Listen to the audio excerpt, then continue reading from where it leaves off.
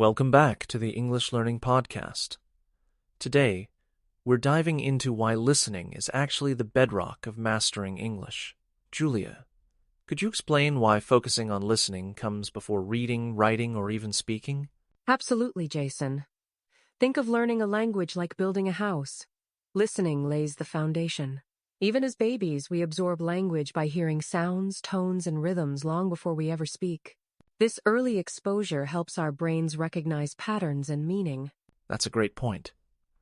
Many learners rush to grammar or vocabulary books, but real-life communication is much more about catching the flow and melody of English. If you only study written English, you might miss how language truly sounds in daily life, right? Exactly. When you practice listening, you pick up natural pronunciation, intonation, and common expressions that aren't always in textbooks. For example, while a textbook says, "I am going to the store," native speakers often say, "I'm going to go to the store," blending words together. So, in essence, listening is a powerful input that fuels every other skill. If you want to speak naturally and understand others easily, focusing on listening sets you up for long-term success. Next, let's explore some common roadblocks learners face in improving this skill. Now that we know why listening is so crucial, let's talk about the real challenges. Julia, what are the most common struggles learners report when trying to understand spoken English? One big hurdle is speed. Native speakers often talk quickly, linking words and using contractions. For instance, "What are you doing?" might sound like "what you doing." It can feel like one long sound, especially if you're used to slower classroom English. I hear that all the time. Another challenge is the variety of accents. English isn't spoken the same way everywhere. Think American, British, Australian, or even regional differences within a country. Learners often feel confident with one accent, but get lost with others. Absolutely. On top of that, many learners try to catch every single word, which can be overwhelming. Even native speakers miss words in fast conversations. But the key is understanding the main idea, not every detail. And let's not forget finding the right practice materials content that's not too slow, but also not too advanced. Plus, lack of consistent listening practice can slow progress. Next, we'll share a step-by-step plan to overcome these obstacles and boost your listening skills. Let's get practical. Julia, could you walk us through a proven step-by-step plan for building better listening skills, even if someone is just starting out? Of course. Step 1. Choose materials just above your current level, what we call the Goldilocks zone. If you love cooking, try English recipe videos. If you're into sports, find sports podcasts.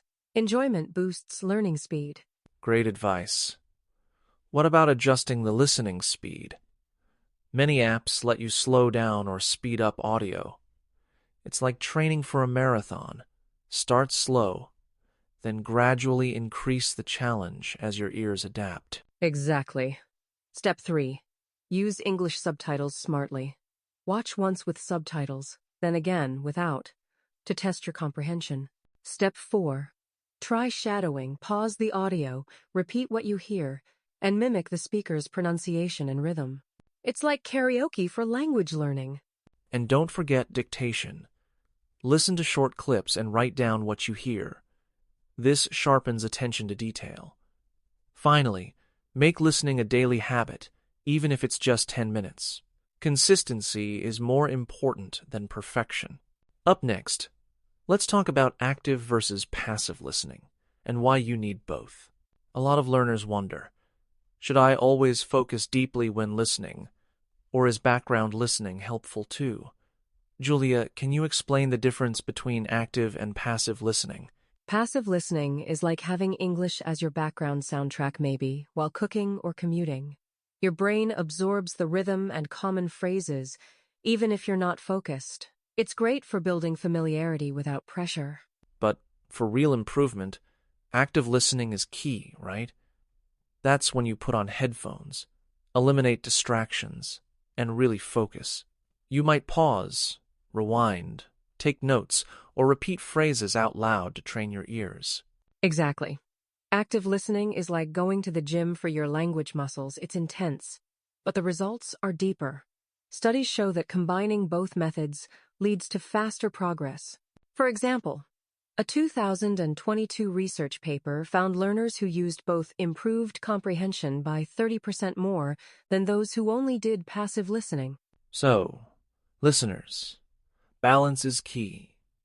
Blend passive exposure with short, focused sessions. After the break, we'll recommend the best resources, podcasts, YouTube channels, and more to make your listening practice fun and effective. Let's make this actionable. Julia, what are your top recommendations for English listening practice, especially for learners who don't live in English-speaking countries? Start with learner-friendly podcasts like The English We Speak by the BBC or ESL Pod.